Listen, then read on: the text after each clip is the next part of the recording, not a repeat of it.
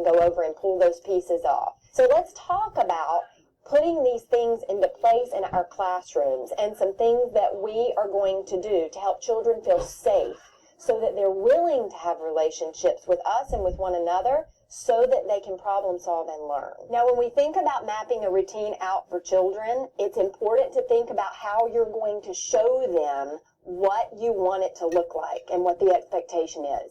I think when we're working with children and we're talking with them at home and in the classroom, that sometimes we forget to show them what we want the routine to look like. So, for example, if I had a bag of Legos, this is one that I get a lot in the classroom and that I've had in my classroom. So, before I had the skills of conscious discipline, I would say to my children in the classroom, clean up the toys.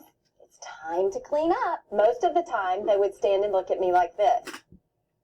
Like a deer in headlights, right? Because I hadn't shown them what it was that I wanted it to look like. Young children do not have the executive skills to be able to know what that's going to look like unless I show it to them. And so what I'm going to do is I'm going to model it so they can create a visual image of that and have a mental model of what that looks like so that they'll be able to do it later, and they will use that and pull on that later in life.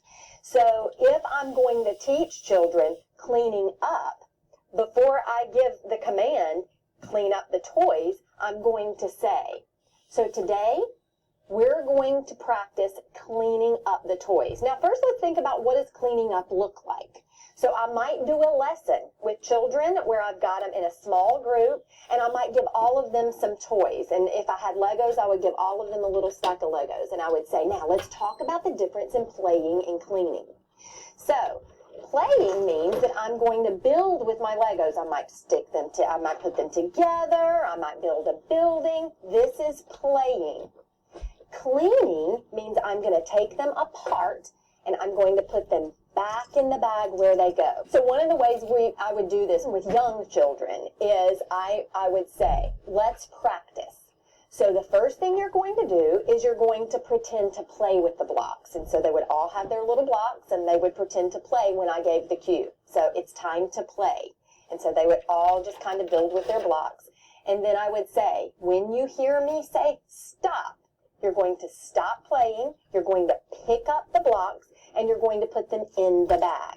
That's cleaning. So we're going to practice playing, stopping, and cleaning. Are you ready? And then I give the cue. So we practice playing, then I'll say stop. Pick up the toys and put them in the bag. And while I'm teaching this with kids, I'm going to model it too. I'm going to be there with them. I'm going to be showing them and modeling it for them and using my body as the picture, showing them what that looks like as they're practicing this routine. I'm mapping it out for them. So it would look like this. Am I playing or cleaning? And so I would have them tell me if I was playing or cleaning. Then I would say it's time to stop, pick up the blocks, put them in the bag. This is what cleaning looks like. Now it's your turn. Now you get to practice cleaning up the blocks. Remember, cleaning looks like this. Pick it up, put it in the bag. This is cleaning. Now that does not mean that tomorrow everybody's going to all of a sudden know what cleaning up looks like just because I've mapped it out for them. It takes over 400 times in the context of social situations for children to develop a new skill.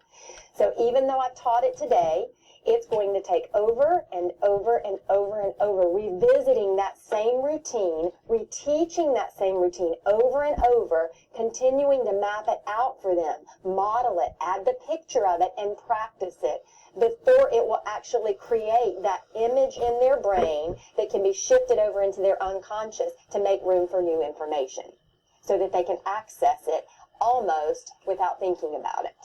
They know nothing and teach everything when they come to our classrooms, whether